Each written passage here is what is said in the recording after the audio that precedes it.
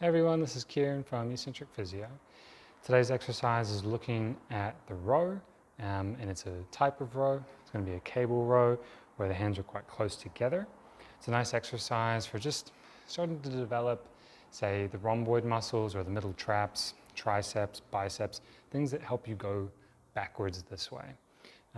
It's also going to be a nice exercise for someone that's maybe rehabbing from middle or lower back pain, or even neck pain, because those muscles are going to challenge the ability of keeping you upright, and that weight's pulling you forward.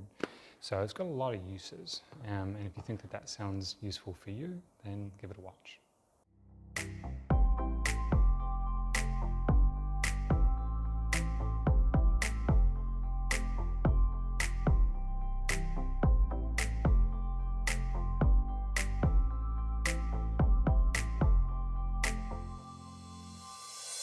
So when we're looking at a cable row, there's variations on, what attachments you might use, the setup. Some gyms are going to have a more permanent row setup where the feet are kind of out in here versus in here.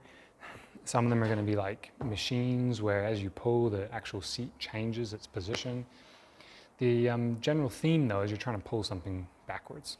And so the skill we're trying to develop here is the ability to, one, retract the shoulder blades, so that's pulling backwards. It's also about being able to bring our arm into extension, so going back this way. But subtly what's going on is we need to think about spinal control. And it's not to say that you need to create like a rigidity, but if you're looking to develop the arm and scapular potential, they need to be moving off of, a relatively motionless, I suppose their anchor points need to be somewhat motionless. And that's so we can fixate at one end while we move at the other end. So for example, if I'm doing a bicep curl, this end of the bicep is moving and this end is fixated. It's not to say that you couldn't do like a compound movement, but when the muscle is maximally shortening at both ends, it's going to be harder for it to produce maximal force. And in this case, we're more interested in force production than we are trying to, work on the skill of using the muscle to its full potential, because it has other capacities.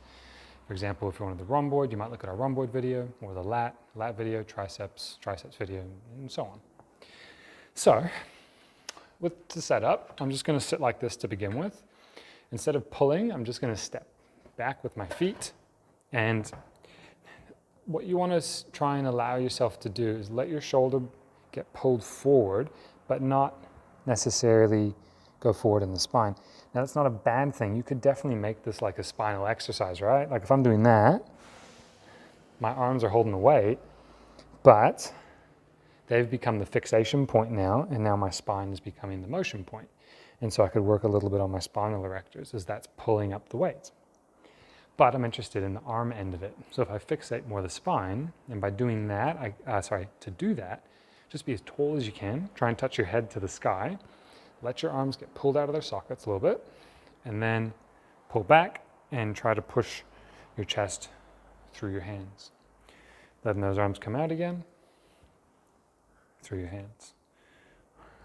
Shoulders come out again, and through. So we're letting the shoulders come forward so that those rhomboids and middle traps get lengthened, and then the arms get lengthened out as well so that the biceps are long and so are the triceps. And as I pull back, now my long-headed triceps is helping to pull back. My biceps are shortening at the elbow. My rhomboids and middle trap are retracting those shoulder blades. And then my lats are a little bit involved as well because I'm getting that extension and internal rotation of the arms here. So, working through there. And with this kind of exercise, you can work your way up to some weights, which, feel reasonably effortful. If though, say like this, I've hit that full stack, if that starts to get too easy, then you might start looking at options like the seal row, which we've got a video for, or some more one-handed dumbbell rows where you're bent over like this, and you can go a little bit heavier. And we've got videos of both those options. So nice exercise to start working on back muscles and pulling muscles. Start light, so it feels kind of like medium effort. And as that gets easier, obviously start increasing the weight, sort of every 1 to 2 weeks or so, just slowly. If you like this video, then please hit like below. Otherwise, to check out more of our content in the future, you can subscribe to our channel by clicking our logo over here. And to check out our latest video, click up here.